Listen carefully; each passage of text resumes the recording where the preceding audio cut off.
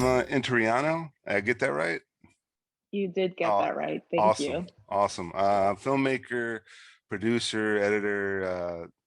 We were talking a little bit offline, transitioning into directing, which is a huge step, and that's amazing. And New York City. So tell me a little bit more about who you are, what you do, what you've been up to. Yeah, of course. So yes, um, I'm originally from Guatemala. I moved to the States about 12 years ago to Los Angeles, and I've been in New York for the last 2 years, 2.5 years. So yeah, and I do consider myself a filmmaker. I work as a producer, editor specifically, and I'm trying to make that jump to direct in the last year. And yeah, I love New York City. It's been a weird year for everyone, not just for me. But I'm happy that things are sort of starting to move along in a different direction. But yeah, that's what I do. So I hope I don't ruffle any feathers here. So there's this rumor going around. So New York, people are trying to move out of New York, and New York's charging a fee to people moving out. I heard that the other day. I've been back and forth in the last few months, going back to Guatemala, and then I was in LA for work. So I heard that the other day, and I was like, wait, what?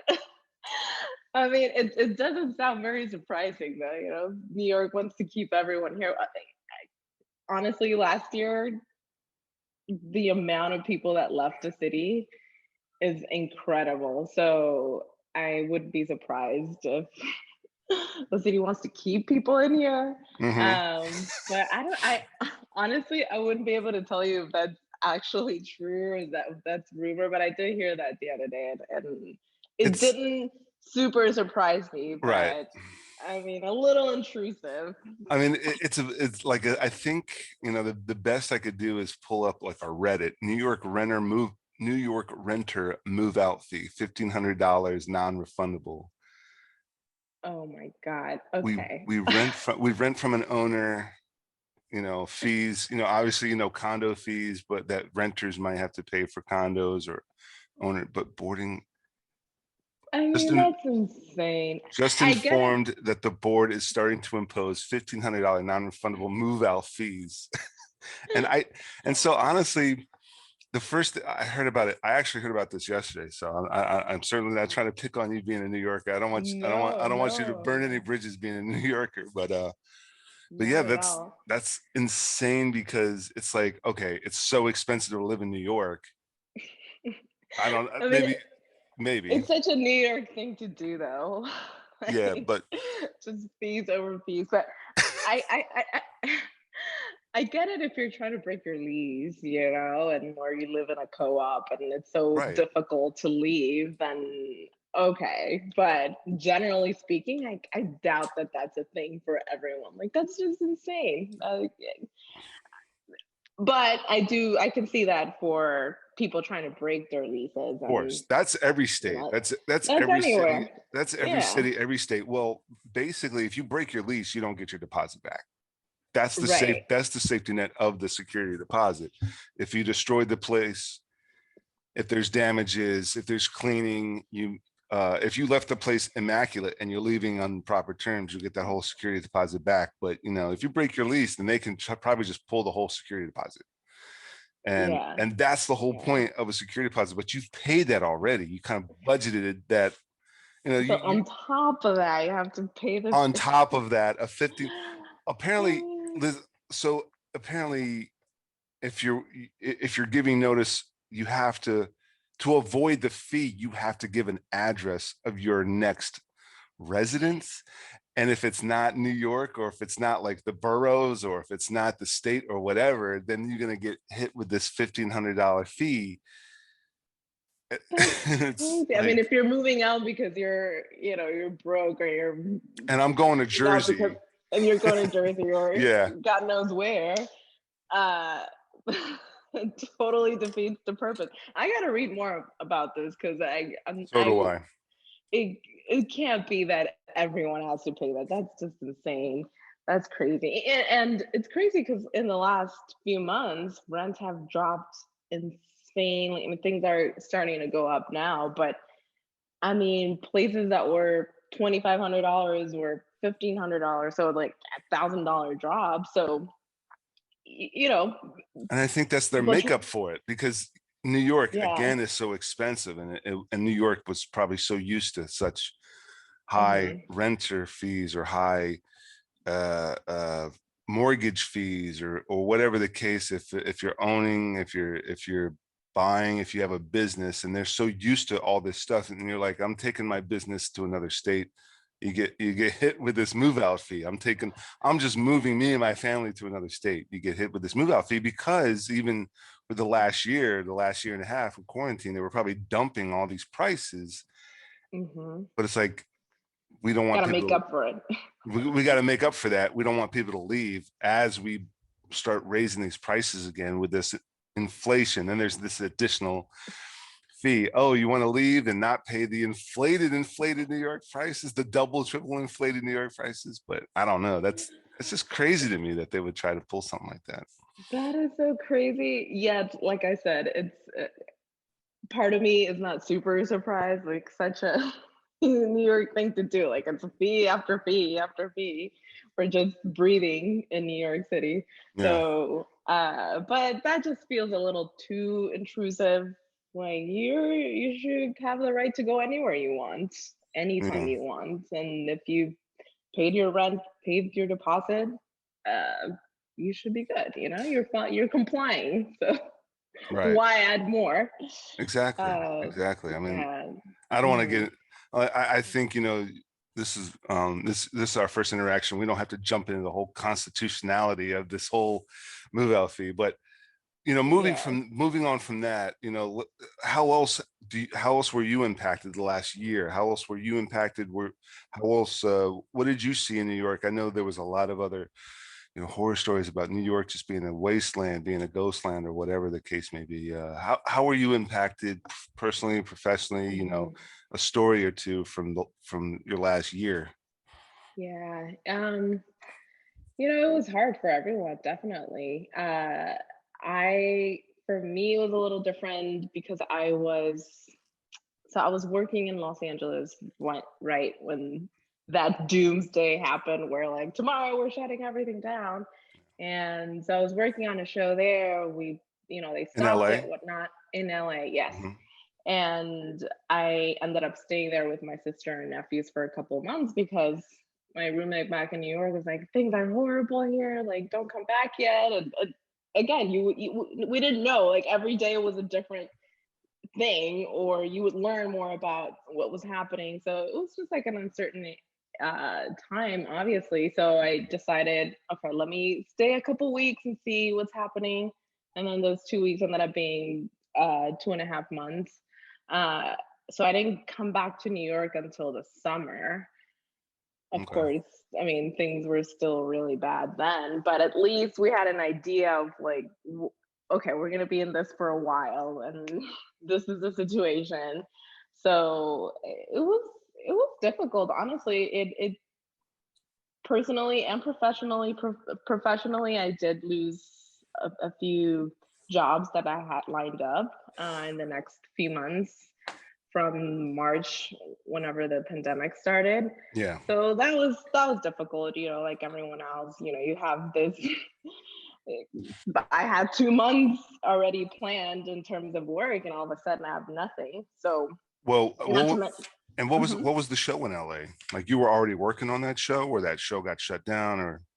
It was a show called World of Dance on NBC, and so we were maybe like 2-3 days away from wrapping. So we ended up just like compressing the last 2 days and getting rid of one of the segments, and so that we could end before, it was like a Friday, and then Monday they were gonna put in all these rules and stuff. So we finished right before that happened. Of course, getting rid of some of the segments that needed to be shot and whatnot. But so we finished the show, so to speak. But and then I was supposed to jump on another show here in New York a couple weeks after that. And of course, I was like, yeah, it's not gonna happen. And sure enough, it didn't. And so yeah, I think professionally that was definitely hard, but personally, it just everyone was sort of on survival mode, right? And I was with my sister, who's a single mom, and it ended up working out because overnight my 2 kids don't go to school. They have to get homeschooled, and I need help, so it ended up working out because I helped her out that first month transitioning from school to homeschool, and I have to work and I have to do this. So, things worked out in my family that way. Back in New York, I have my roommate who's freaking out, and I'm freaking out because I'm paying rent and I'm not there, and what's happening. And, and again, we're all in survival mode. So we all are trying to figure out what's happening. And I think that a lot of friendships got weird during that time also, because all of a sudden you realize someone has a different thought on this or whatnot, or when you're living with a roommate, it's difficult. You have to be mindful of the other person. So I think it worked out that we were together at first. Then I ended up coming back to New York, and things were of course weird. And we had a lease that was ending. So it was just like a bunch of things happening. And so it was pretty hard personally, trying to figure out what my next move is going to be while figuring out, am I going to work? Right. And yeah. I think the biggest thing that a lot of people ran into is, who are we stuck with? Exactly. Once that thing happened, like, oh, you can always go out and hang out with other friends and family. You can disappear for, back in the good old days of 2019 and 2018, you can just go disappear for a week or two, go on vacation. I mean, people have roommates they might not really, really like, but they deal with. But now it's like every day. Now it's like every day for months. And, I'm lucky it was just me and my wife and our infant son. And it was, we were already married. So, I mean, there was a little bit of cabin fever. And, being a movie buff and having seen, I did this whole goofy The Shining Instagram kind of goof thing where I was like re-memeing it as, certain days of March and April and May of the quarantine. But oh God. like, and it was goofy, and having seen that and making those memes, then you can keep that in the back of your head. Like, don't really let this happen to yourself in real life. Don't let life imitate art. And me and the wife, we might butt heads on some stuff, and it's just like, okay, I'll just let it go, just relax. And but well, even for people who, like, if you're married or live with someone, it's different when you can't go out anywhere. It's different when you can't have that space. So there's there was still that freedom where you can go for a jog, you can go for a walk in the park, you put on your mask and you do whatever, but you go for that walk in the park for an hour or two, or maybe, who knows, 3 or 4 hours, just leave the house for the entire day, one day, who knows. But exactly, there was, I loved all the quarantine TikToks. There was somebody rummaging through someone's recycling bin. He would go down to a different, each video was a different neighbor. He would like videotape their recycling bin and be like, oh, what are they drinking?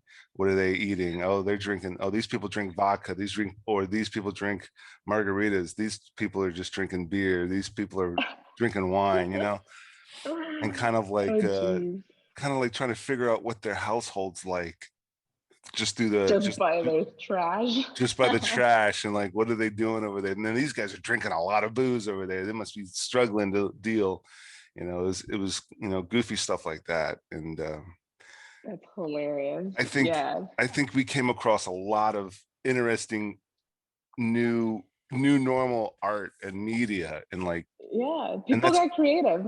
Yeah, and that's and that's, I find that's always been the case, like 9/11, post 9/11 was a much different films. You remember that the films of the 80s were different than with the films of the 90s and the 2000s, and there was always this progression. And then there was this, not only this progression and not only this massive technical evolution, because we had to jump on a massive push of tech and that sort of thing, but also thinking outside the box. But back to you. It's been a year and a half. You've been back on set. Obviously, we were talking offline, like you're working on something or a couple of things. I have. I gotta say that it's great that I produce and I edit. I'm not like stuck with one thing. In the last year, I've done a lot more editing than I have in the past. I mean, equally as much. It's been equally as much in the last few years, but this last year, I mean, the demand for editors is just skyrocketing. So I want to say that since maybe July of last year, I've been fortunate to have constant work and just go from show to show. I have had a couple in-person on set jobs, but for the most part, it's been remote editing, which is amazing. It's difficult also because the time just kind of blends, and then there's no, even though you have a schedule, like you just end up working more or end up responding emails like at weird times and stuff. But yeah, I gotta say that I've been fortunate to have a lot of editing work in the last year. The show I'm on right now is editing and it's remote. So yeah, you just need a good internet connection, which we've all learned, it's so much more important that we give it credit. But yeah, if you're editing and you don't have a good internet connection, then you're screwed. Yeah. But yeah, so it's weird, it's different, but at this point I'm just kind of like used to this not being with people situation. Yeah, no, I mean, I want to say starting 2016 or 2017, I've been trying my hardest to work from home, to kind of run my own schedule, not only be full-time freelance, but be like ultra independent full-time freelance, work from home, work remote. I didn't have necessarily the editing skills or the editing software. And I've been full-time freelance probably now for the last 10 or 12 years. But I started looking into the live streaming, and the quarantine really kicked off the whole remote virtual live streaming, conferences, webinars, seminars, and kind of dabbling in this and dabbling in that. And then, so I was able to take some of the, some of the equipment and some of the skill set that doing on-site live streaming, say for example, Microsoft is at the convention center for 5 days. They're doing Amazon Web Services or Microsoft, new products or whatever. And we would have multiple camera setups, live streaming that to their website or to YouTube or what have you. And then with the quarantine, I said, listen, this is the third attempt at the podcast, try this again. And then those clients and those freelance rosters saw that and I said, oh, dude, that's all we're doing now for the clients. It's all remote. And so it was just like this vicious cycle. And like you, blessed, lucky or blessed or hindsight back then, who knows, but stayed relatively employed and busy and paid during those wild, crazy times. That's amazing. But half of those gigs, I had that satchel, and he was, and the kid was just like here, and I'm like typing.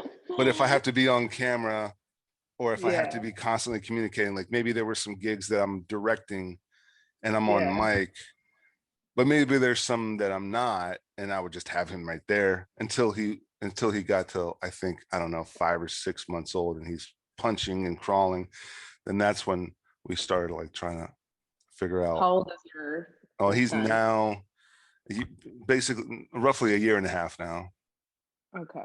And like you, I'm overseas now. I'm on a gig, and so finally I'm back out there too, and so a lot of FaceTime stuff, and I should be home relatively soon to but it's that's awesome. Yeah, but hey, I mean, at least like you said, it's a blessing if you think about it, absolutely. like, you had already started this sort of thing that even like not going that far, just back in 2019, people were still very skeptical about doing a lot of work like this and remote, and like, no, we can't. So in a way, what a blessing to see that. It works. We can do this. It is possible to work remote or even direct, like you said. So many productions doing that via Zoom and all that. So, I mean, Zoom also making that money right now. Oh my gosh, why didn't we jump on the stock back in 2019? Had we known that Zoom was nobody even knew what Zoom was back in 2019. So maybe easier because you work in this, podcast. So I did, and I knew that you could, and so from a technical standpoint, and I know the viewers are probably gonna get bored, but I know you'll appreciate this with Zoom. If you have multiple monitors hooked into your tower or to your laptop, you have multiple monitors, you can pin people to different monitors, and then depending on what streaming software or editing software or live streaming studio software you're using, you can bring those monitors back in as your camera, as your video source. And so you can cut to camera A, which is really monitor A, cut to camera B, which is monitor B, and you can do all the switching just through Zoom. And there's limitations. There's other softwares, maybe Google Meet, you can pin to more monitors. Zoom, you can only pin 2 monitors. But if you have more monitors, if you had a third monitor, you can kind of do the gallery view, and that can be your screen. That can be like another. You put a graphic on there, or oh no, that's bullshit, because you can just make that graphic within the streaming software. But even then I was like, man, there's some possibilities with this, but I'm not trying to pay 200, 300 a year. When the quarantine happened, I think Zoom dropped their prices by half, and I was like, well, there's nothing else going on, definitely pay that premium price now. Totally. Hopefully get grandfathered into that premium price, and you can have 6 guests, you can have 10 guests on at a time, do like a big panel or round table for more than 40 minutes. That time gap that Zoom has, maybe. So. But I mean, the fact that you can produce a whole show just via Zoom, and essentially that's what live shows are doing, and then just put another app in between to make it remote and do it with internet. But I mean, I worked on a couple of shows in the last few months where they decided, live shows where that they decided to eliminate some of the people that couldn't travel because of the pandemic or whatever, and they did this essentially, not necessarily with Zoom, but they were switching and looking at the feed from thousands of miles away. So it makes you think, okay, so we did have, I mean, not that we ever question, obviously our technology has been good, but we just never thought about it. We just never thought of this as a possibility. You have to be in person. Like, no, you don't. So, and a lot of companies also choosing to eliminate the office space, right? We don't have a production office anymore. Like, why pay for it if we can do this?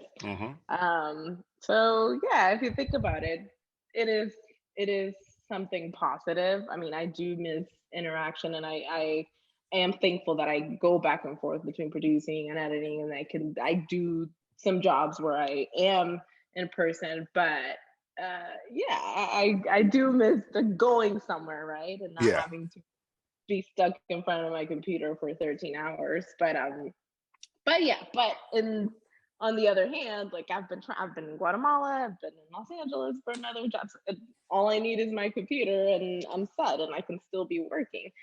So yeah, pros and cons definitely, but I think mostly positive if you want to be optimistic about this new normal. Mhm. But No, I think this. my big thing in film and TV has always been I want to be on a different set. I want to travel, and I want to be, all over the world. Yeah, I at the same time I wanted to have some sort. You still have to like have a backup plan. I always wanted my backup plan to remain in film and TV. I do I have maybe I have an ADD and attention span problem when it comes to editing, and I'm sitting here working on this one thing, and you gotta start with a rough cut, and you lay down this, and then start adding graphics, and it's like, God, you gotta walk away, and then and then the rendering. But then when you finally get to kind of like the final cut, you're adding some of the the icing and the sprinkles to that that project, and tweaking some of the audio, and you're really like you know jazzing it up. That's where when the fun finally starts. but for Yeah. me but for me, having that skill set, that's more of a skill set as a backup, still within film and TV. I Mhm, jack of all trades but a master of one or two, maybe. you know mhm. Being on set, being an AD, a director, a producer, freaking a PA, script supervisor, whatever, like all those different. And then I try to take advantage. I got certified as a COVID compliance officer, now called a COVID compliance manager. um Nice. just to keep those say, hey, with this position during the quarantine, as that position, I would go back on set, because then I can Mhm, be as strict as possible, because I still had to like come home and make sure I don't pass it off to the wife and kid. And mhm. um, never got a single gig as a COVID compliance manager, because it was all the live stream, virtual, remote stuff. So I had no problem with that. I was always taking that first. Rather stay Yeah. home, stay safe, stay with the wife and kid, and do all that remote work from home.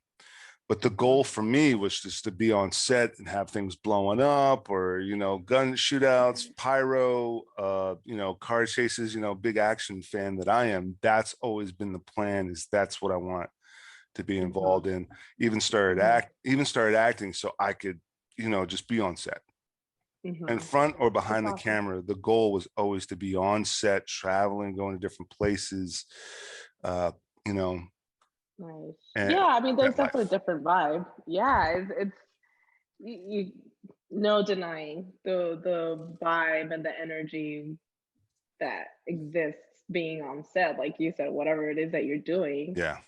that's something that you can't have doing this remote. So yes, it is great that you can still work and do this, but yeah, I also miss that aspect of going there, and then that energy, and that yeah, editing. It's funny you mentioned that, not funny, but you're mentioning it takes it, the pay. It's not for everyone, No, definitely. it's not for everyone. A lot of as an editor, I can tell you a lot of people know how to use Premiere and Avid, and like, oh, now I'm an editor. Well, honestly, it's so much more than being able to use the software. It's like Hmm. you said, oh, having the skill set to not just the patient, but the skill set to come up with that first rough cut and on a deadline, on a schedule, with pressure. And once you get to the end of it,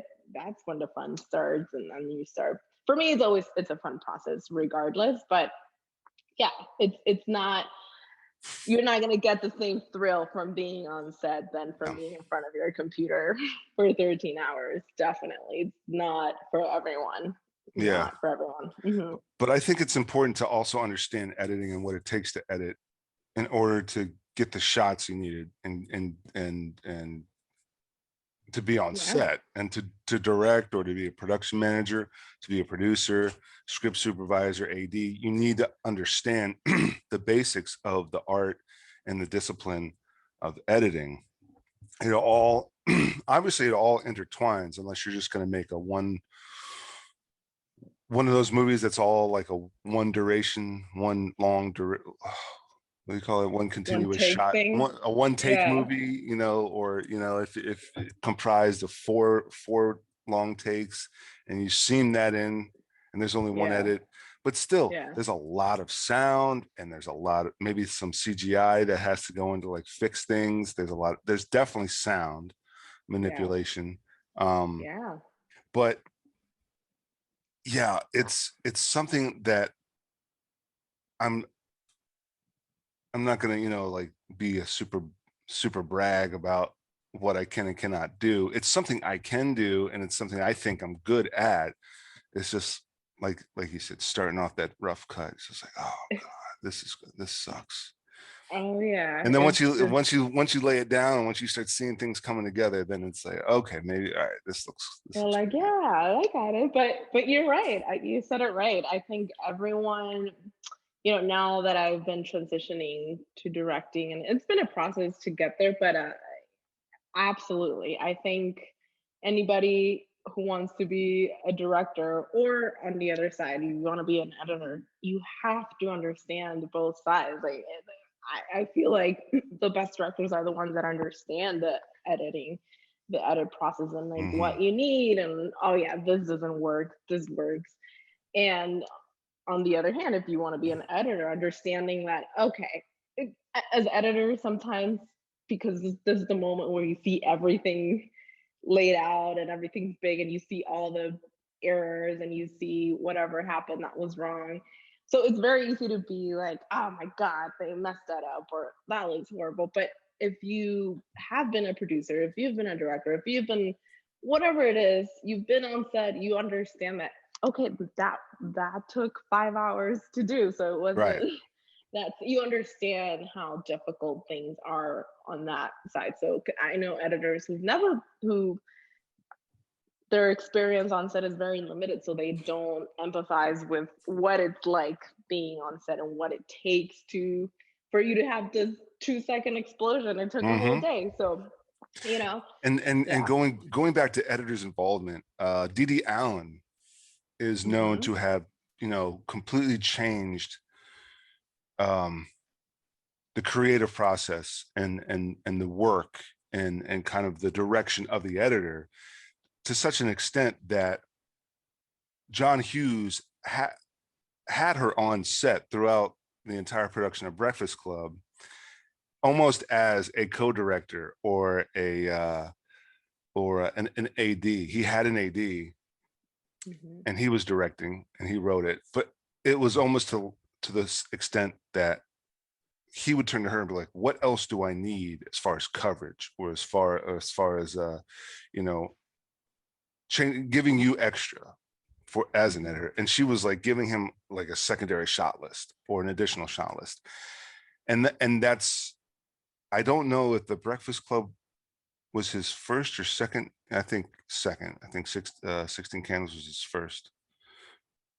I think 16 Candles was his director debut, but with Breakfast Club, he had her on set with him the whole time. And then she goes to edit. So, I mean, guys, she must have had a super payday with that. But yeah, I mean, you definitely, if you're a director that's not experienced editor, also, you got to think out, you always have to be a communicator, and you always have to think outside the box and say, listen, I don't know jack shit about editing, but if I get my editor, can we pay the editor extra and have him on set and just advise the shot list? Or totally. Yeah, I don't think there's anything wrong with being honest about that. You don't have to be an editor, you don't have to understand it, but being open and saying, okay, that's not my forte, so how about we bring that editor one day, or just be in communication. That's a big mistake a lot of new directors make is, oh, I don't need to talk to the editor until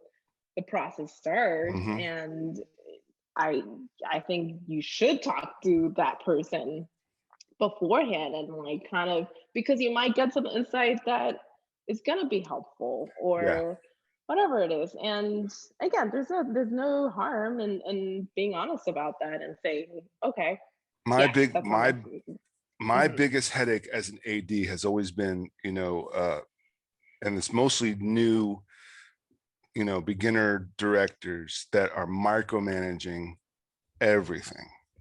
And oh yeah, of course, and the problem is, of course, they wrote it, they're probably the executive producer, they're directing it, they're probably end up, and most times, well, in my case anyway, they were always the ones that were going to end up editing it. And it's like, you need to step back, you need to stop. Okay, I'm the AD here, let me do all the micromanaging. There was a director holding up the shot because he wanted the actor to knock like a certain number of times, and he wanted this, and then another shot, he wanted this beer bottle to face this one way, and I'm like, dude, we're probably not even going to see that. Is this critical to the story? How many knocks she does on the door? Is this critical if we see the beer can? And he goes, no. I'm like, dude, go behind the camera. If you got any notes, let me do it. But we need to make our day, because big picture, as far as principal days go, if you don't finish your day, you don't have a finished movie. exactly. If you get your basics, then you've got a basic scene for that. It might not be exactly what you wanted, but at least the film's done.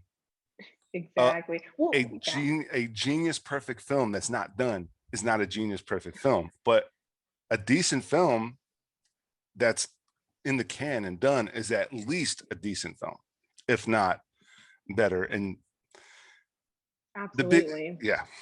And yeah, absolutely. And there was a script that there's a couple of scripts that I passed off to some potential partners, and I told them, I don't want to edit, I don't want to produce.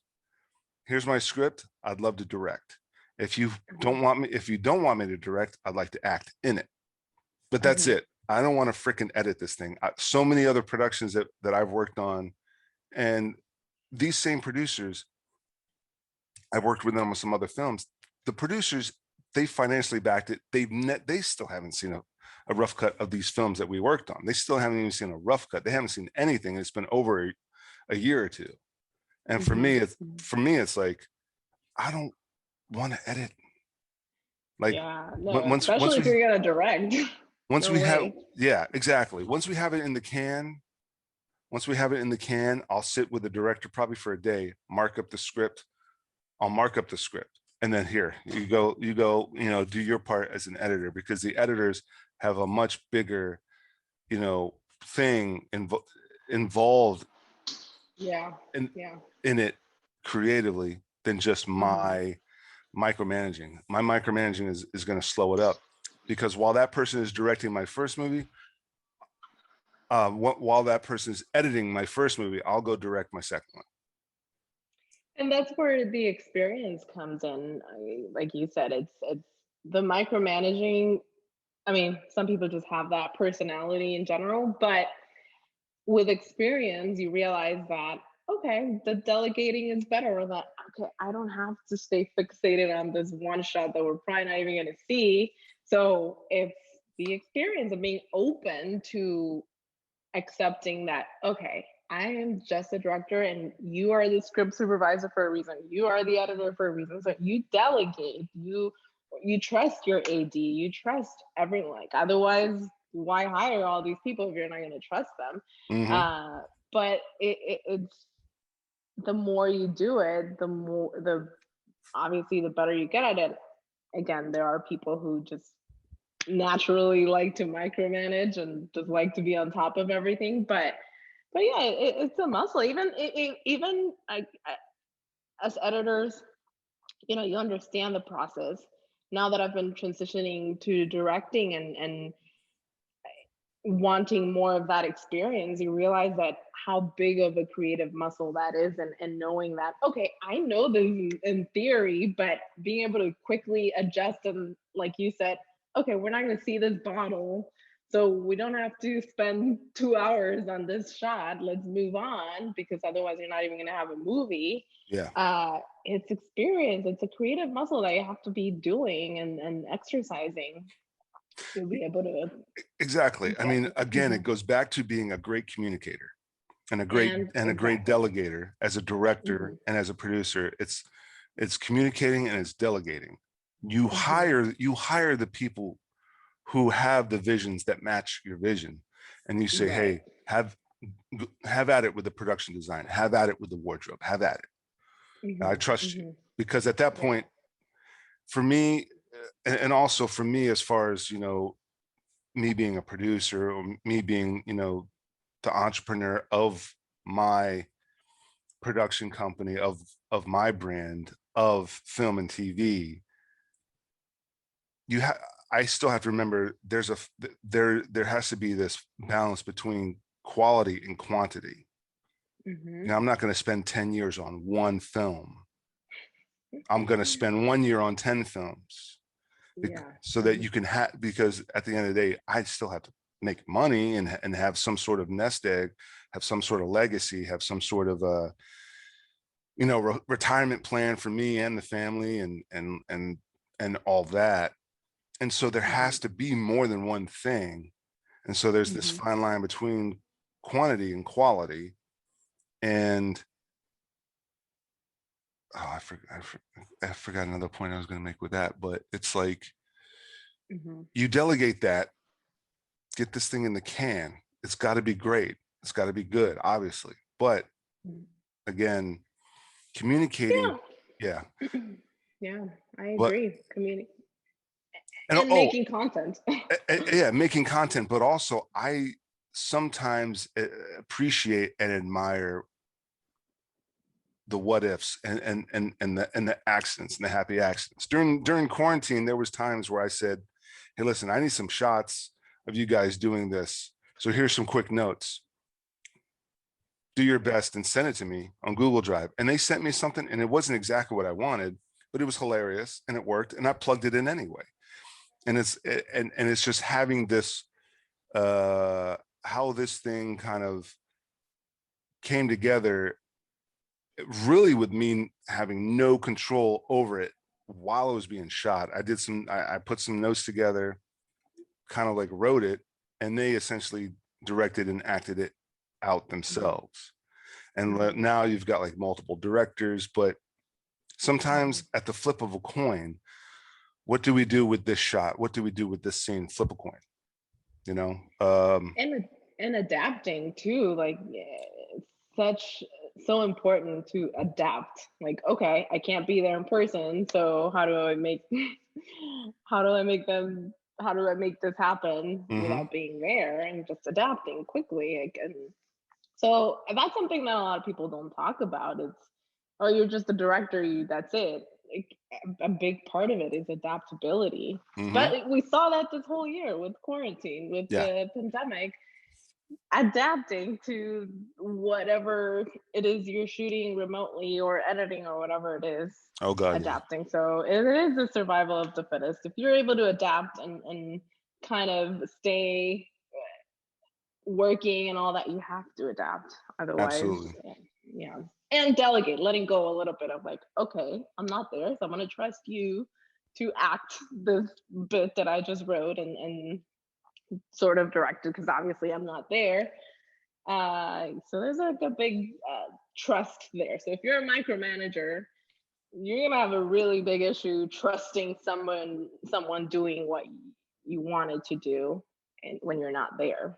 Yeah. Definitely. And you take a look at Easy Rider with Dennis Hopper and Peter Fonda, and that scene with Jack Nicholson where they start passing around a joint, and I think the rumor is, or the story is, Jack Nicholson never really smoked weed before, but Dennis Hopper gave him some really potent shit, and he was trying to work his way through the lines, and of course he starts hysterically laughing. He just starts cracking up, and then he says the lines from beginning again. He told the whole story again. They kept that whole thing in the movie because it's almost like keeping a blooper in the movie because it's real, because it's realistic, because it's funny, it's endearing, and it's honest, because that's what happened. And you know, like that was but just seeing like what happens. Let's just see what happens. You know, like just roll the camera. You know, I'm not feeling this. Let's experiment and flip a coin, sort of deal. So absolutely, but yeah, absolutely. yeah. That's how a lot of the best scenes you've seen came that way, but Mm-hmm. they wouldn't have happened if you didn't have that flexibility and adaptability of like, no, well, I want to stick to what the script says and this is what I want to do, but then you wouldn't have that scene. So yeah, that's a big part of directing and not micromanaging and adapting, and it's easier said than done for sure. I mean, obviously at some point we all want to have a say on what you're doing, and if it's especially if it's your baby and your passion project, like you want to be able to have a little bit of control, but again, that comes with experience and also being a good communicator. Yeah. Yeah. And again, to these hilarious scenes, I must have mentioned Swingers, the movie Swingers, on my podcast, like every other episode.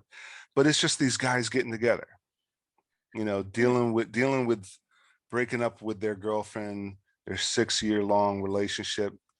It's been 6 months since they broke up. How do I get back? How do I get back in the game? How do I meet girls?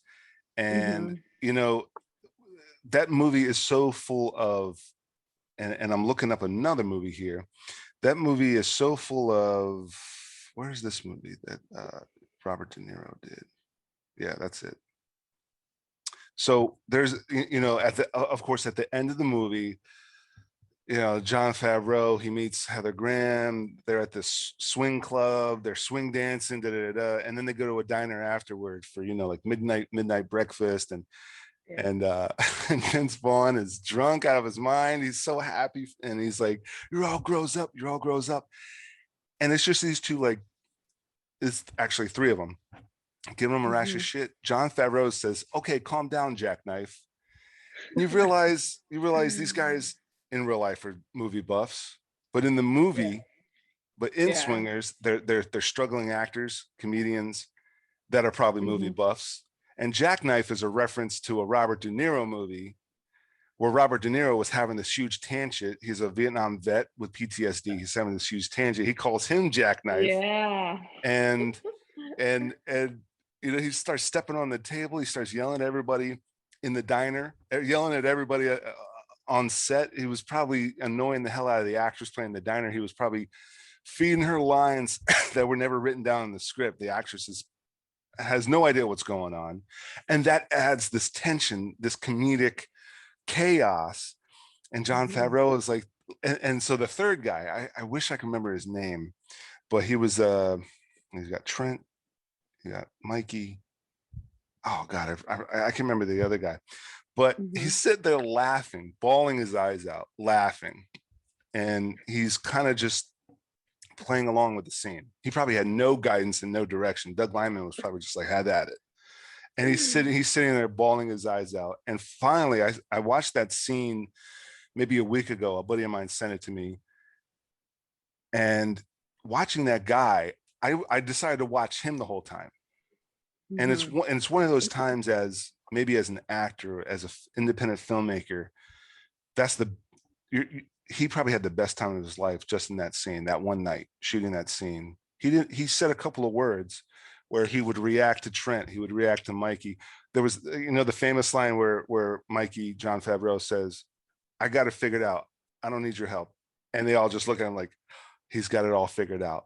And he said, and like the third guy said there, like, he's got it figured out. I'm so happy for him. But then Trent steals the scene and he's sitting there laughing. But again, it's one of those acceptances of throwing in some extra fuel on the fire and see what happens. Yeah.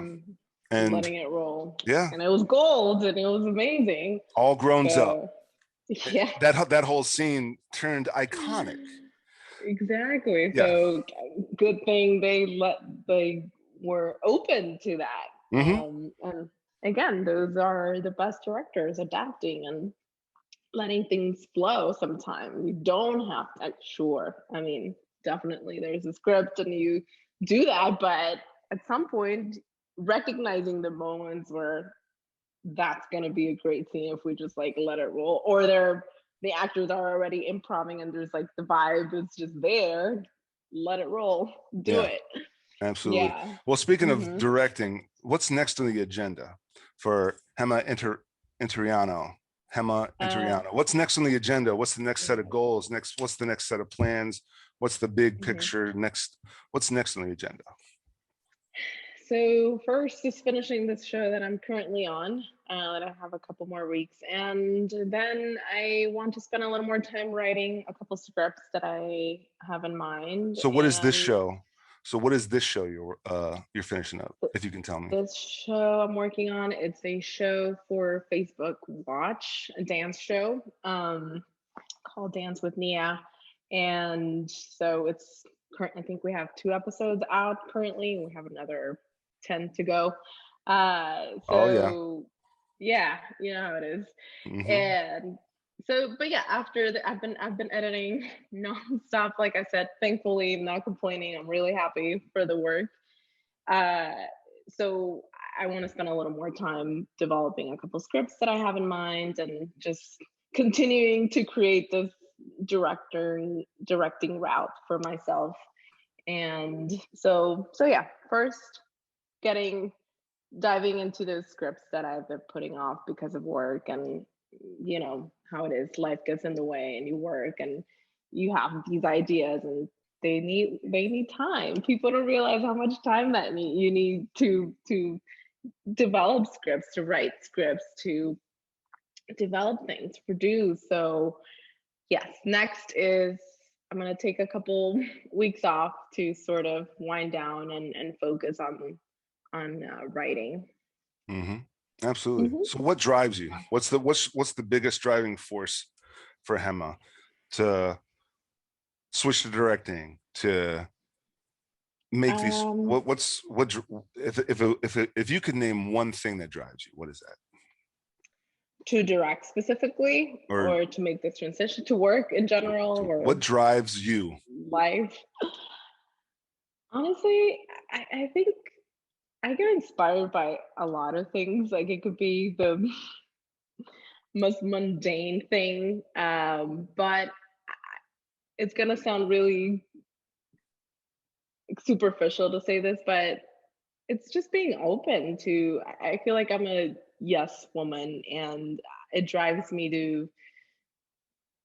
to keep my possibilities open. But more importantly, just knowing that whatever I'm gonna do is gonna make an impact. And that's why I said it might sound superficial and like a cliche. Everyone wants to do something that is gonna do good, but it drives me to know that whatever I'm gonna do is gonna make some difference. It's gonna make something. And that's why I like editing, for example, because you have that power. You have that power to make things not only to be creative, but you know, you could change the meaning of something by just deleting a word or something. And so with directing as well, like the power that you have to make something good or bad is there. So it drives me to think that I want to do good. I want to do projects that are going to either inspire, that are going to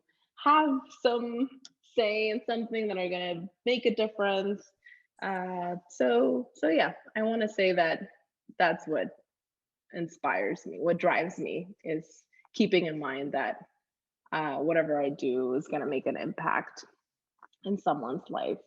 Absolutely. And so I know that it sounds like a cliche to say that, but otherwise, what's the point? You know, I love Yeah, film and I want to be in film my whole life and all that. But at some point, I want to know that what I'm doing is important. I don't And I don't think mhm, there's anything cliche about it. I think, everyone's trying so hard to be original and stand out, but there is that phrase, nothing's original anymore. And to make an impact, mhm, to make an impact, that being your driving force is not cliche.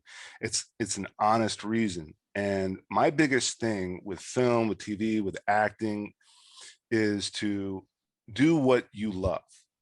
If mhm, you're, if you're if you're you have dreams and you have goals of being a filmmaker, then don't have a fallback as, a car salesman or a banker. You're going to hate it. You're going to get sucked into it. 10 years are going to fly by and you didn't do shit that you wanted to do. mhm. Only focus on what you want to do. And even more so, sometimes people change their minds. I don't want to do this shit anymore. I want to do something else. Then, then, then quit and go do Mhm. that new thing that you want to do. That's always been my biggest driving force. I've always wanted to be involved. I would do radio if it paid well. Mhm. Mhm. And I got to talk to, you and folks like us all day, every day. If this podcast was the only thing, I'd love it because I love it. I love Mhm. doing it. I would do radio. I would do I would host a game show because you're on set, you meet like weird people every day. Yeah. Um, there is that egotistical, there is a little bit of that ego in me that, hey, I'm on TV, people are seeing me, people are laughing at me. There is, Mhm. we do have that. Well, you have to, But as a performer. Mhm. like you said, if you're making an impact, Alex Trebek made an impact.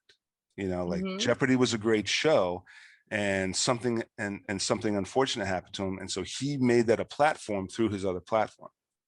You know what I mean? And Exactly. he helped make an impact. I think he helped make an impact, if not brought a lot of attention to Absolutely. cancer. Oh man, I think it was prostate cancer he had. But Mhm. Mhm. being a yes man or being a Yeah. yes woman, like that. That's what that stood out in what you were saying is, I always think of Jim Carrey. I don't know. Mhm. Jim Carrey puts so much into his work. He always gets the best roles. He started with Ace Ventura, and it was the dumbest story, a pet detective. And he was given Liar Liar, one of the most ingenious comedy scripts. You are Yeah. unable to lie.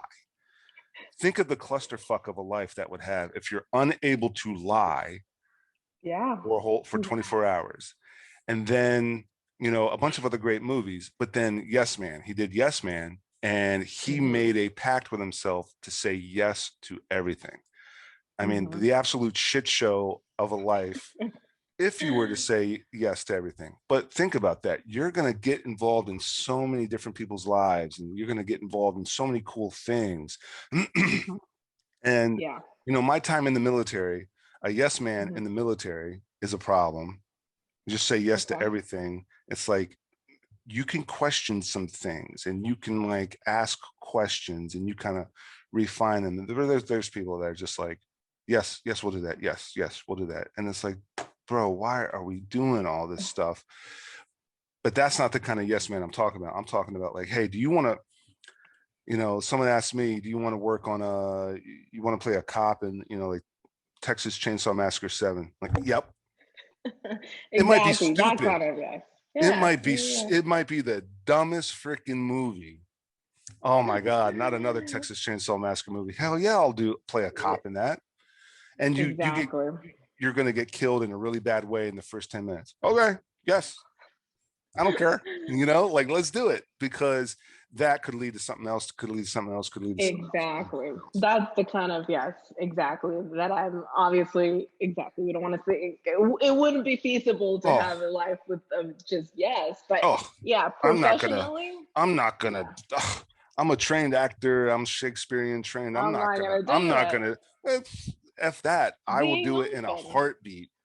And you know what? I've learned that, of course, I mean, some things you can't say yes to, but being open, like sometimes those opportunities that 10 other actors, in this case, for example, they're the cop in the new Texas Chainsaw movie, and 10 other actors are going to say no, but the one that said yes, and then you're going to land another role because they loved your performance, or you met somebody else in that movie that, so had you not said yes, you wouldn't have gotten this other job or met this person. So I want to say that some of the best people I know and experiences I've had have been through saying yes to something that other people were saying no, or that it didn't seem like something I should do. And like you said, a lot of times it's a very, we can be pretentious in this industry, right? And then it's like, well, I'm a director, I'm not gonna do that. Okay, well, sometimes you gotta know, you gotta learn how to recognize these opportunities where, okay, this role is not gonna be an Oscar winning role, but it might bring me some other opportunities. So being able to recognize I feel like that's a hidden talent. Saying yes to the right things, and being open, not being pretentious. Obviously, know your worth and know what you can do and all that. But I personally have had some of the best experiences, and I've met some of the craziest and nicest people for saying yes to things that other people were not saying yes to. I mean, Christopher Walken, everybody knows who Christopher Walken is now. He won an Oscar for Best Supporting in Deer Hunter, I think in 78 or 79. But by the time the 80s and 90s came around, he just said yes to everything. Yeah. And he was like, I don't care. I'll say yes to everything. And he was in some really dumb B movies. He did all the Prophecy movies. I mean, Prophecy 3, I mean, it was like straight to video. I mean, this guy's an Oscar winner. And this was before, I guess this was long before Cuba Gooding Jr.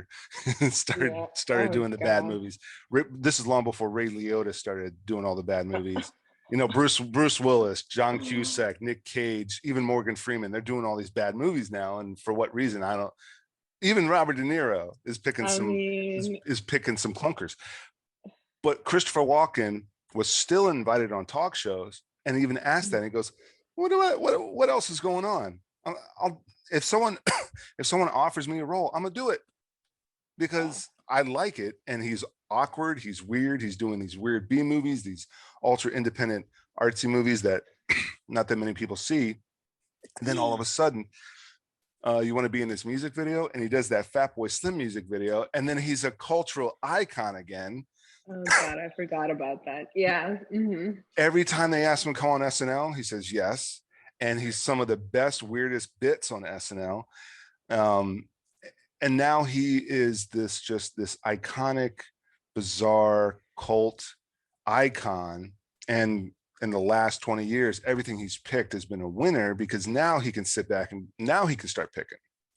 Because winning an Oscar, and this always stood out to me, and I don't think there was he ever outright said it, but it always stuck out to me that he avoided the Oscar curse by taking everything, not turning down everything, and then you're screwed. Like maybe some actors do. They win an Oscar and then they can get pretentious and then they can get choosy. He wins an Oscar and he's still saying, oh no, I'll take everything. I'll do it all. And then he is in such high demand because some, $2 million B movie, and he probably got paid $25,000 or $50,000. Who knows how low of a paycheck he took. He still did his thing and still made himself unique, and no matter what he was in. And that, that wild hair and all that stuff. And yeah, but you're right. You think about, now that you mentioned him, you think about him as this unique person, iconic, really. Things like the cowbell on SNL, like it sounds so ridiculous on paper or whatever, but he was open. You're right. And now he's obviously he was Christopher Walken then and all that, but I feel like these opportunities, I feel like these opportunities, these weird projects that he's been, I mean, SNL is not weird, but you're right. He's done other low budget thing that nobody even knows about. That's why people love Christopher Walken. I mean, he did the Cowbell. He did the Continental. You know, that creepy that creepy guy that's always trying to get that girl to like trying to like kidnap that woman. And I mean, these bits turn iconic. The whole Continental thing is shot first person from the female's perspective. And he's being a weirdo. And there's a bit he did on SNL that you can only find on the DVD, but I've been trying to find it on YouTube, where he wears like this tight t-shirt and these jeans, and these tight skinny jeans, but he has this wig. It's an afro of rainbow colors. He's so out of place. It's so bizarre. I don't know. I think they just let Christopher Walken just go rummage through an old bin of wigs and clothes. So you just dress up however you want to dress up for this role. He's got this wig, this big puffy afro wig of multiple rainbow colors. It looks like an old clown wig, but he's not wearing clown makeup. He's got this weird tight t-shirt, but the bit is he's at one of those Jerry Springer or Ricky Lake type shows, and he's asking the cheating wife or the cheated on husband like these questions. He's like, listen, sister, and it's Christopher Walken. He's like, listen, home girl. And it's so bizarre. But you know how, like, remember with those Jerry Springer shows, the audience will like, like talk shit to the panel. And it's just like these bizarre, it's just these weird bits that he gets involved in, and it's because of all the weird bits he's willing to get involved in. He says yes. That other actors are not willing to do, and he does them, and that's why people love him. People love him. I mean, and when I was growing up when there was still a lot of homophobia. And everyone's like, oh, Tom Hanks is playing a gay man with AIDS in Philadelphia. Pfft, won an Oscar for it, though. And now Tom Hanks now is considered like America's dad. America's leading man, America's dad leading man. And one of the best finest actors of all time. Robin Williams and Nathan Lane, they're playing, a gay couple in The Birdcage. One of the funniest, one of the most memorable performances by Robin Williams, one of the funniest movies. And it's just taking that risk. And I'm willing, I would be willing to take that risk. At the same time, I know where my strengths lie. As an actor, my strengths lie with military roles and police roles, with my experience in the military as an MP in the military. That's basically my acting school. I don't have time to go to I don't have time or money to go to other acting schools. I know where my strengths lie now. Maybe down the road, if something, if I hit pay dirt, if I get lucky and get some extra money, I can refine my acting skills with a legit acting school. But my acting school is real world experience, military police work. So it's always law enforcement roles, detective roles, military roles, sergeant this, detective that, whatever, because I know where my strengths lie. But I will say yes to all those roles, whether it's background, extra, featured extra, supporting, lead. Because that gives me an opportunity to be on set, be seen. Someone's like, I like this guy. This guy's good at what he does. He's good. Get him on the next thing. Get him on the next thing. Get him on the next thing. Get him on, and it snowballs like that. Exactly. And it really does. Yeah, it really does. It's amazing. But so I agree. Being able to say yes and open. Not a lot of people talk about that, and so in my mind, and I brought this up before on the show with some other guests. So in my mind, the new year wasn't really January 1st. It was like somewhere in March, because of the quarantine. So March, for me in Maryland, quarantine started March 12th. So March 12th, 2021, that was kind of like the new year. How did we progress from that? So I know it's almost July now. So I'm pretty sure it's too late to say Happy New Year to you. But when I say to you, what's the new year, new you? What's the new normal, new you? For Hema, what comes to mind? The new normal, the new you, the new year, new normal, new you. What comes to mind when I say that? I think staying in theme, I think that the new me is, even though I've always been a very adaptable person, is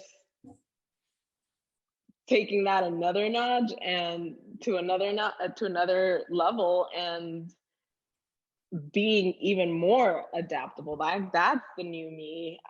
Everything has been so unpredictable that it's sort of built this I don't want to say confidence. It's just built this thing in me where I just have to be quicker and adapting and yeah. But there's nothing wrong with confidence though. Like that's the biggest beef that I get with a lot of people. Like, oh, you're cocky, you're arrogant. I'm like, no, I'm confident, and that's a strength. And let's that's go. True. Let's look at these bodybuilders, and everyone's like, oh, they're on roids. Well, there's a 50% chance that these guys are on roids, but you can take roids and not get that jacked, because there's a lot of work that goes into getting jacked like these bodybuilders. There's a lot of work that goes into the sports, and whether someone's enhancing or not, there's a lot of work that goes into the training. So if they're if they're confident, Michael Jordan was arrogant. If you watch The Last Dance, Michael Jordan admits he was arrogant because he knew he was that good and he expected that from his team. Exactly. He knew he was that good because seven freaking trophies. The not the pennant, but the whatever basketball gets. Right. I got 7 of them. Mm-hmm. So yeah, he knew his worth. He was entitled to be knowing your work and being confident about it. And the biggest, of course, it's my agenda to stay humble, stay honest, and focus only on the work. Not to be a braggart, but focus on the work and the next thing, and accomplish the next thing, and accomplish the next thing. You got folks that are like, oh, don't let it get to your head. And I'm like, well, why not? What do you have to get to your head? Don't try to diminish what I got. Because once that trash talking starts with somebody else that hasn't done shit, that's when the first thing I say is like, well, hey, listen, I'm on TV. You can go on demand. You can click on demand and find me. Oh, okay. You're a little cocky now. I'm like, no, I'm honest. That's a fact, and there's nothing wrong with confidence and honesty. Right. No, I agree. There's nothing wrong with that, and I think that even more now in this new year, new us, right? All of a sudden that we've all had time to explore and think about what we do and all that, and a lot more work is starting to pop up and all that. You can't sit behind and just watch. If I'm an editor, I got to stay current and relevant, and because me and another 100,000 women are up for the same position, for example. So I got to do my part. And like you said, if I'm an athlete, like, okay, it takes a lot of elements to be who you are. So I can't just sit behind and watch. Like, I got to stay in this game and be adaptable and be current in everything that's happening, and saying yes and jumping on things. So otherwise, I mean, people are gonna forget you very quickly, and so in this industry, it is a lot of that. It's you gotta hustle to get where you want to be, whether you're an actor, whether you're a director, whatever it is. It's so competitive that you cannot stay just behind and then low key. You not being cocky per se, but that confidence, like you said, is not necessarily bad. You have to have that confidence and be like, well, I know I could do this and I'm good at this. Therefore, I like Michael Jordan, he knew his worth. So why say otherwise? He knew he could do it. He knew he was talented. So I feel like that's the main thing for this new year is being even more confident about what you already can do and knowing your worth and hustling for it, because everyone's going to start hustling for everything right now. If you decided you want to stay in this industry, for example, some people decided, well, I can't do this. I have 2 kids at home. I I I can't work from home with 2 kids, whatever it Yeah. is. So whatever your situation is, we all have different situations, and I understand that. But if you decided that this is what you're gonna do, but to touch upon that, and not interrupt Mhm. you, but to touch upon Mhm. that, I can't do this. That means you don't want to do this. If you Yeah, want to yeah, do it, you'll make it happen with the 2 kids at home. true, true, I true. Yeah. and I Mhm. and I so many times my daycare closed and I had to take the kid all day and I couldn't do. I had to like dump podcast guests. I think we had to reschedule 3, 4, 5 times. You and me Yeah. had to reschedule Mhm. 3 or 4 times. You got Mhm. gigs. My daycare closed, my schedule changed, internet went out, power went out. All right, reschedule it. If you say no, oh, all right, no problem. But you kept saying yes, and I kept saying let's reschedule it and let's make this happen because I want to, and I'll make it Mhm. happen with that kid and the Yeah. wife, and you'll make it happen with all the other gigs because if I was working on another show with a colleague and he was like, man, I'm too tired. I'm like, then you're never going to do this. Mhm. You're never going to do this. The reason why you keep taking extra shifts at the bar is because you keep buying everybody bar tabs and you're blowing $200, $300 at the bar. Then you got to work a double to make up for that. And now you're too Yeah. zonked out to work on Mhm. this little YouTube web series that we have. You got to Yeah, make your it. You got to, priorities. Yeah. yeah, you got to make a Yeah. decision. If you're not True. partying, and you're focusing all your free time on the show, then you're going to save money. And all you got to do is work regular shifts. You come back, we do 3, 4 hours after work, or we do 8 to 10 hours on an off day. Yeah. And then boom, we've got like a whole series just pre-scheduled out for the next year. And we only spend a month or 2 on it. And all these eps are scheduled on YouTube, for the whole Mhm. year out. But you Yeah, you're right. pick your priorities, Mhm. man. Like you're going out, you're partying, you're buying people shots, and then you got to make up for that money by working a double. Mhm. When your double could be Exactly. the show, and then that show turns into a thing that you actually want to do. Yeah, You know, no, I completely agree. If you want something, you're gonna make it happen yeah, with 10 kids, with no kids, whatever it yeah. is, you make it happen, I right? mean, And yeah, and the priorities, that's very true. That's very true. I think I've learned that earlier on in my career, and it's keeping that priority straight, because that is not an excuse. Like, okay, no judgment. You're free to do whatever you want with your life, but then putting that as an excuse and saying like, well, this is what I really want to do, but you're not showing that because you're doing other things that are deviating yourself from getting to that goal.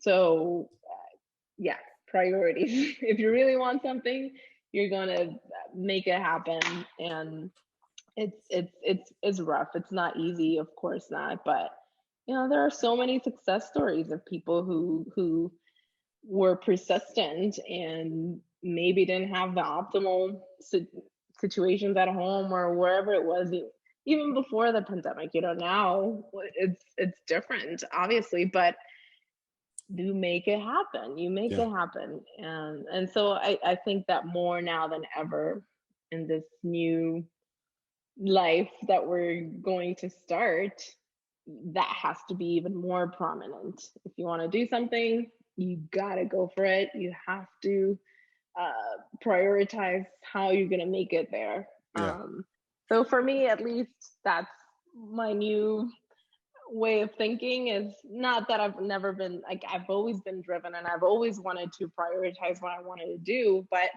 now it just feels even harder. It just feels like you have to hustle even more. And like I said, stay relevant, because otherwise you're just gonna go to the bottom of the list. And Yeah, but yeah, I think we the don't want trick, that. but I think the trick with that, with prioritizing and I agree to an extent. It is kind of harder because there's so many more Mhm. people out there, but they're utilizing these tools. You know, there's reminders, there's notes, there's Google Calendar, you know, and for me, with a lot of my projects, it's formulaic. Right Mhm. now, you know, right now I've got a number of web series and some documentaries and a short film, and it's like you working on these has to be formulaic. The Mhm. show has a formula. Every episode is kind of shot and edited the same way. You know, those Mhm. ID crime shows, they're all shot and edited the same way, but it's the subject matter, and there might be a little bit of extra doodads thrown in there to make each one stand out. But everything has to be formulaic, so you can knock this stuff out, and you have to make it somewhat easier on you to take advantage of technology, take advantage of you know, get into a habit of these of this, that, and the other thing, to True. churn things out and to make this thing a normal thing. You know, going to the gym in the morning, and of course eating, and then on final draft writing, or on final cut editing, or you know, Mhm. an hour and a half to 2 hours with a guest on the show. And it's got to be scheduled, and it's got to be habitual, just like eating and taking a shower and going to the bathroom and waking up is habitual. Yep. All your work and your passion, people are like, oh, now I'm bored with it. You have to trust that process, because the next thing you know is going to turn into a thing. That's going to be the thing that's going to turn into a huge thing, and you stick to that process, at least starting Mhm. off. And Mhm. then, you know, this web series, um, or the dance show, it turns into like the biggest dance show ever. And now you have complete control over it. You can step back a little bit, take your time, relax. Mhm. And that's the thing. Exactly. But you needed to put in that work and and Yeah. build that habit, because Yeah. you're right. It's like working out. Okay, you can't just work out today and then you're like, if that's what you want to do, because whatever, uh this workout works for you, you can't, you have to make it a habit. So same way we make that a habit, or eating or whatever, because we obviously need to eat. So it doesn't happen overnight. It's very easy to think that, well, I want to be a director, so I'm only going to take these gigs, or I only want to do this. Okay, but before I get there, I need to do all these other things and build all these other habits. Like, Mm-hmm. I can't, I'm not going to wake up one day and have a script. Like, I have to build a habit of writing to and be consistent with it to have this script. And so you're right. It is a lot about habit. And if you don't do that, I mean, a lot of those business books and inspirational books and all that talk about that, and putting in the time. There's this book called The Outliers by Malcolm Gladwell, and it's, I don't know if you read it or know about it, but they talk about I've the heard of this, Outliers. outliers, yeah. And he Okay. talks about different stories, but one that struck out the most is, for athletes. And he talks about specifically about hockey players, but how you need 10,000 hours of work before Mm-hmm. you can be a professional. So I mean, it's not to say that it's exactly the 10,000 hours of work, but you need to put in the work. If you're a singer and you practice once every 3 months, but you want to become whatever, the next Lady Gaga, you're not going to make it that way. I'm sorry. You might be the most talented person out there, but if you don't put in that work to put yourself out there, Yeah. It's just not going to happen. So building that habit for any industry, for anything. And Yeah. you know, you have to embrace the suck. Like if someone's trying to be a Lady Gaga, someone's trying to sing, you got to go to karaoke and you got to suck and you get laughed at. And then you work on your vocal range and you know, like I tried that a couple of times, and you know, I can sing a lot like Brian Johnson from AC/DC. You know, I can do the whole AC/DC kind of singing thing, and I was singing along with AC/DC songs, and my voice cracks, and so people make fun of you, and they're like, okay, well, if I want to kind of make that a thing, just keep going at it and keep doing it. People don't like it. People think that one music video you did was a piece of crap. It's like, okay, all right, do another one. Don't quit, do another one. Don't quit. Yep. And I always think of, you know, back to like military, you know, I've deployed a couple of times, and you have to embrace that suck. You know, you know, shitty food, terrible accommodations. Everybody, a lot of people are spoiled, and they're like, oh man, you know, I'm not eating that food at the DFACT. I'm not eating that food at the chow hall. I'm going to order delivery every night. And I'm like, embrace the suck and save that money.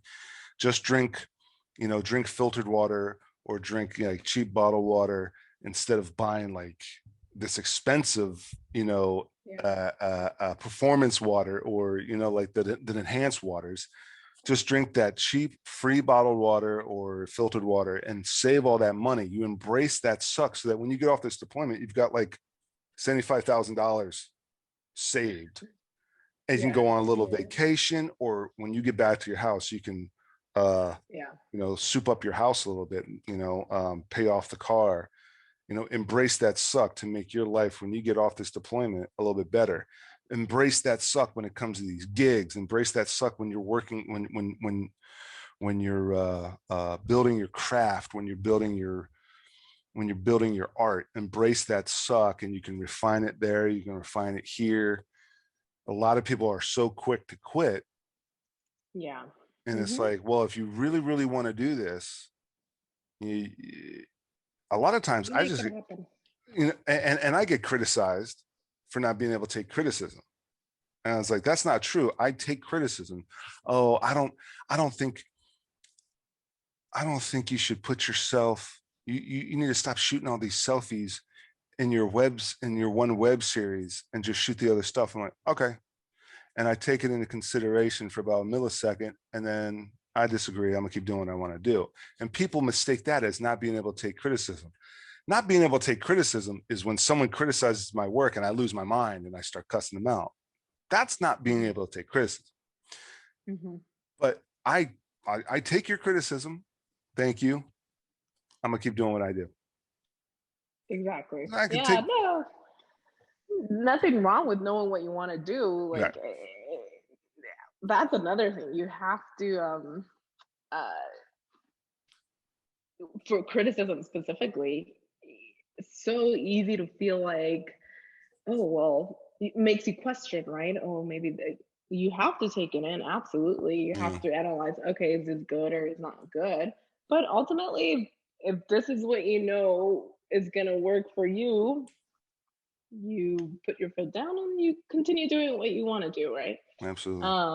So I agree there. I mean, criticism is, as an editor, that's something that we get every time. We always. Oh well, hell, you got a client though. So that's different. Having a client's different. And it's like, oh, okay, you want me to change that? No problem. Boop, boop, boop. Sure. I know. I heard this editor talk once on this podcast. I forget what it was, but he was talking about the stages of criticism as an editor, and it's so true. Like the first step is always like, you know, screw you. Like my work is great. What are you talking about, right? And the next phase is like, oh, maybe I suck. Maybe I did this wrong, or I'm the worst editor. And then the third phase is like, okay, what do you want me to do? Like, I'll do it. You know, as editors, we just have to do, like, if it's a client, which most of the time is, or the director, of course, it's their vision, it's their work. So you have to say yes, right? So different type of criticism, not side note to what you were saying. But. Yeah. Absolutely. Yeah. Mm-hmm. Well, Emma, we've been droning on for an hour and a half, and I think it's time for like an early beer for me. I don't know about you, but I know you're on. I know you're in New York, so we're probably on the same time zone. But Yeah. Emma, I can't thank you. I can't thank you enough for coming on, and this was a blast. And you know, I'm continuing to be inspired. Are there any socials, links, plugs you want to put out there? Sure. Simple. It's Hemalexia89. That's my very impressive IG handle.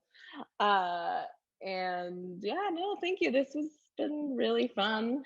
I had a blast talking with you, just going off on things and discussing life in the industry. Hell yeah. It's very nice to talk with like-minded people and see what others are going through during this time. That's the whole point of this starting off anyway. You know, just talking to fellow creatives. I guess that's the best title for us generally, because I have all sorts of different creatives on here. But yeah, Dancing with Nia. Yeah. Nia, dancing with Nia. You got 10 more episodes. I gotta let you go. You got 10 more episodes to cut. So I got 10 more episodes to do, but thank you so much. Yeah, this was fun. So stay awesome. safe. Yeah.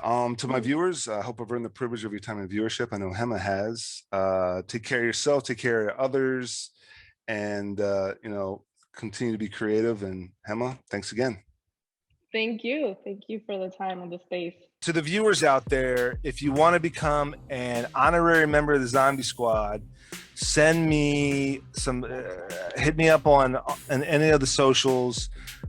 Send me the name that you want to be credited as a honorary member of Zombie Squad. Send me your favorite 1 or 2 profile pictures, avatars, what have you, your profile pictures on Instagram, Facebook, whatever, and we can squad you up. I will make you an honorary member of the Zombie Squad, and I'll design all this stuff. I'll design a t-shirt, I'll design your logo, your whole Zombie Squad kind of profile if you want to be an honorary member of Zombie Squad, and give you the options to buy a t-shirt, to buy a phone case, to buy a pillow, to buy a tapestry, to buy a hoodie, to whatever the hell you want. But if you want to be an honorary member of the Zombie Squad, let me know. And but you got to they got to put in the work though. All they have to do is send me 1 or 2 of their profile pics, and they'll be an honorary member of the Zombie Squad.